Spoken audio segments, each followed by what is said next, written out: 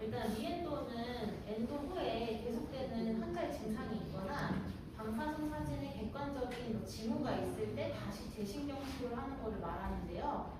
이제 오른쪽에 마우스 같은 거 되나요? 안 되나?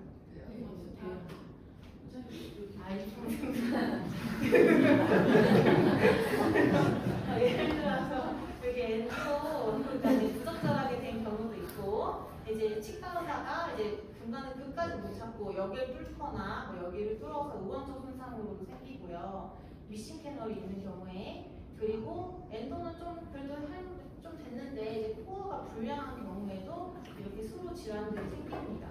이제 여기서 첨언을 하자면은 처음에 이런 환자가 왔을 때 우리는 이제 꼬리만 보는데 엔도가 잘 됐나 이것만 보는데 사실 코어도 굉장히 중요하다. 이제 코어가 10% 정도 성공률을 깎을 수 있어요. 그래서 코어를 하는 것도 신경을 써주셔야 합니다. 이제 원인은 한 4가지 정도로 잡을 수 있는데요. 그러니까 수로 질환이 생기는 거는 총 4가지 정도로 나뉠 수 있는데, 근간 내 미생물이 있는 경우에, 근간 바깥에 미생물이 있는 경우에, 예를 들어서 깊은 치주나 루트 크랙 이런 거는 근간 바깥에 이제 미생물이 있는 경우고요. 이제 이물 반응, 뭐 예를 들어서 페이퍼 포인트에 셀룰로스 파이버가 발견되기도 하고, 코튼이 발견되기도 하고, 이제 뭐 캐비톤 열고 가면 콩이 발견되기도 해요. 여기 3번에서.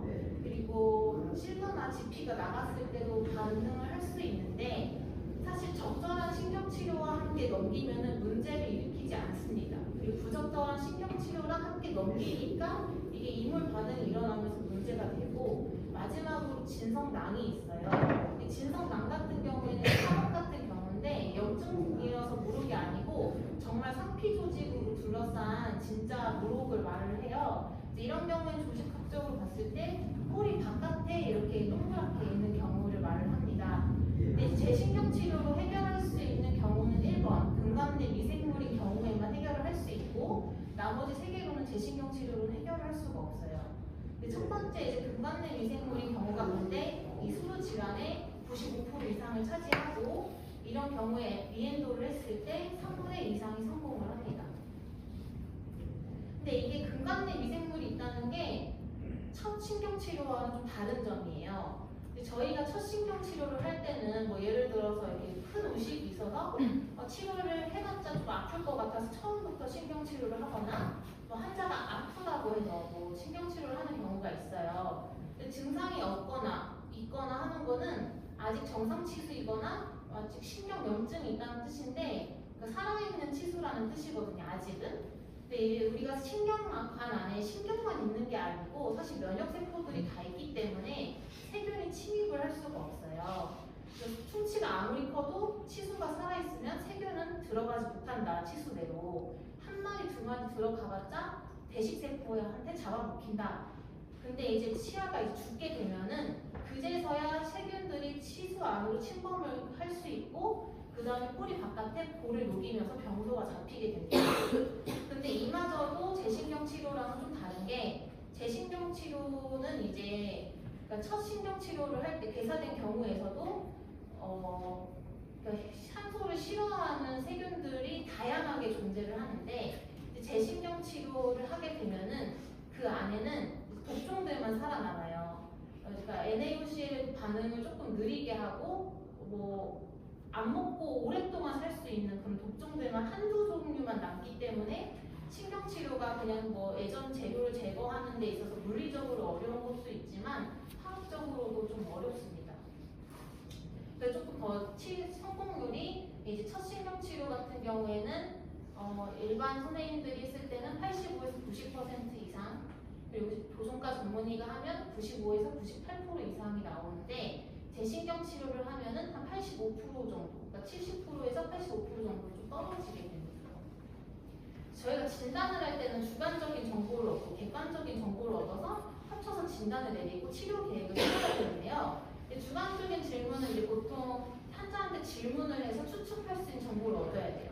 그래서 보통 언제 첫 신경치료를 언제 했냐, 왜 했느냐, 뭐 충치 때문에 했냐, 크랙 때문에 했냐, 뭐 특별한 이벤트는 없었는지, 뭐 원장님이 뭐 신경관 하나 못 찾았는데 뭐 증상 없으니까 마무리할게요 라고 했다라든지, 뭐 했는데 너무 오랫동안 안 나왔는데 고생해서 겨우 쉬었다, 뭐 이런 특별한 이벤트가 있었는지 없었는지를 좀 물어봐서 이제 그 진단이 추측될 만한 단서들을 모아야 됩니다.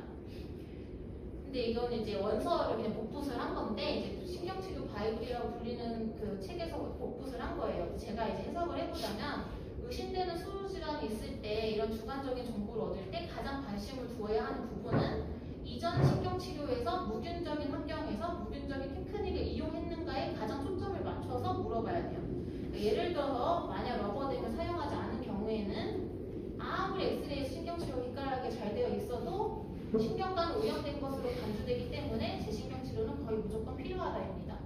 그러니까 러버댐을 사용하지 않았다면 아무리 엔도가 잘 돼 보여도 거기는 오염된 거다. 그러니까 어떻게 말하면 첫 신경치료를 할 때 그러니까 성공률을 높이려면은 그 신경관 안에 얼마나 펌프를 안 시키는지에 초점 맞춰야 돼요. 신경관을 하나 더 찾고 덜 넣고 더 넣고가 중요한 게 아니고 아까 말했다시피 첫 신경치료 안에 치수 안에 세균이 있는 경우는 거의 없기 때문에 그 안에 세균을 어떻게 하면 덜 넣을 것인가.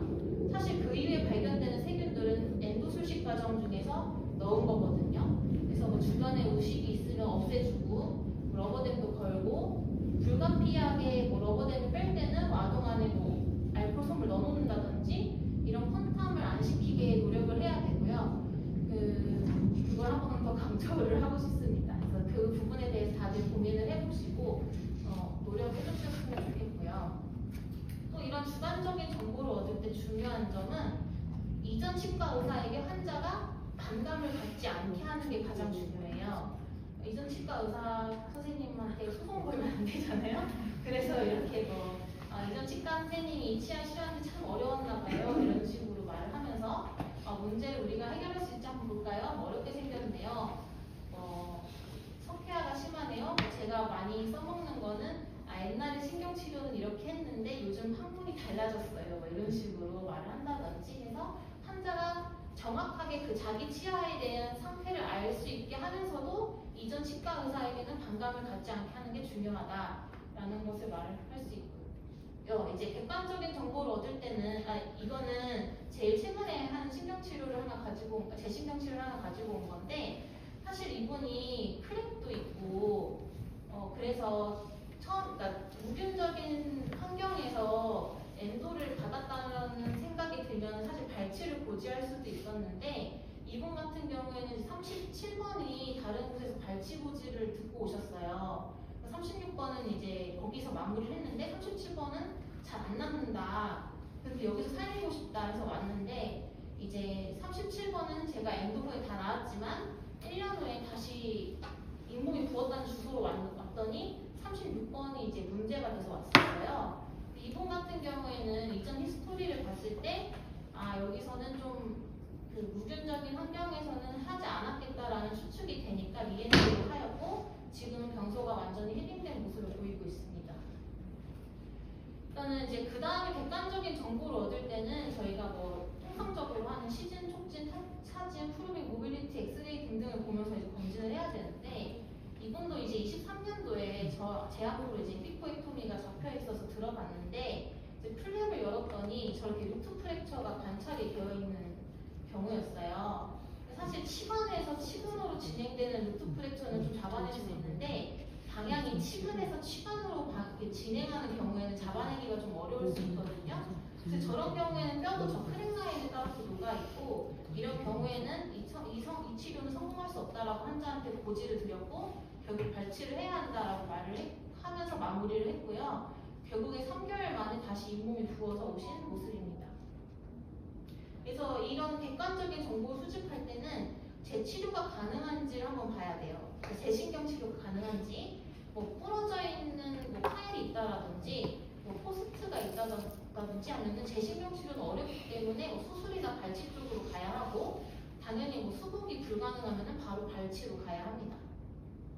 치료 계획을 세울 때는 일단 아무것도 안 하는 것도 한 가지 방법입니다. 이제 이 환자가 왜 아픈지 정확하게 진단을 못 내리겠을 때 아니면 진단을 내리기 위해서 다른 것부터 먼저 시도를 해볼 때, 뭐 교합 조정이라든지 인공치료라든지 이런 걸 할 때 아니면 환자가 증상이 없어서 이제 좀 지켜보고, 그러니까 이 환자한테 큰 이득이 되지 않을 때는 아무것도 안 하고 그냥 지켜보는 것도 방법이 될 수 있는데, 이때도 환자한테는 정확하게 진단을 해주고 이게 치료를 안 했을 때는 어떤 일이 생길 수 있는지 정확하게 고지를 해줘야 합니다. 예를 들어서 이때는 7년 전에는 뭐 병소도 작고 증상 없으니까 지켜볼게요. 근데 치료 안 하면 터지고 증상이 생길 수 있는데 그때는 치료를 해야 합니다. 뭐 혹은 이렇게 인접치아에까지 퍼지면 인접치아의 생활력을 이제 위협하기 때문에 인접치아 치근까지 간 경우에는 신경치료를 해야 합니다. 뭐 5mm 이상 되는 병소는 신경치료만으로 해결할 수 없기 때문에 지켜보다가 5mm 넘어갈 때쯤 대신경치료 한번 해볼게요. 몇 개월마다 체크를 해볼게요. 뭐 이런 식으로 합리적인 타임라인도 제시를 해가면서 이제 아무것도 하지 말아야 됩니다. 두 번째 방법은 그냥 발치하기. 이거 BCD 같은 케이스는 그건 누가 봐도 발치를 해야 되는 케이스인데, 이제 기본 재신경치료는 아니지만 A번 같은 경우에는 어떤 분은 뽑자고 할 수도 있고 어떤 분은 뭐 신경치료하고 뭐 CLP에서 싸자 할 수도 있는 경우가 됩니다.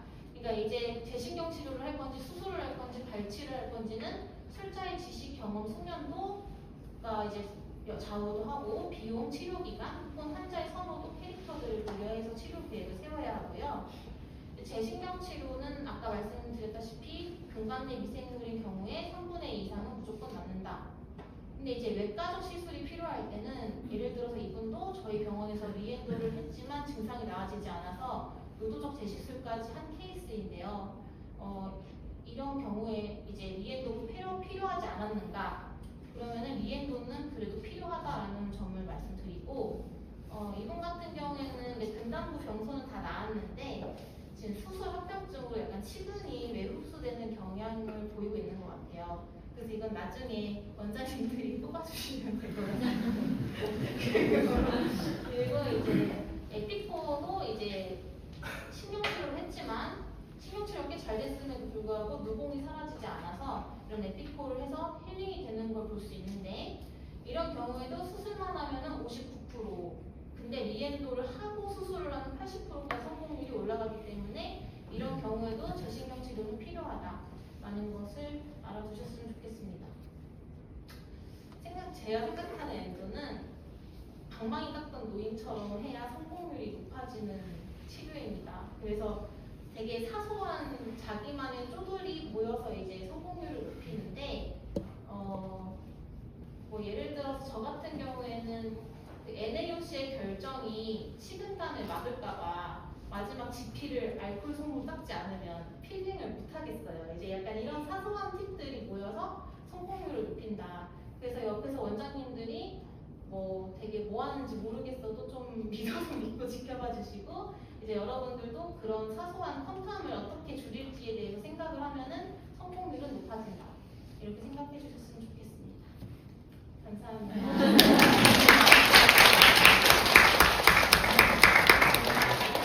5월까지 일하고 이제 이직을 하게 되었는데요.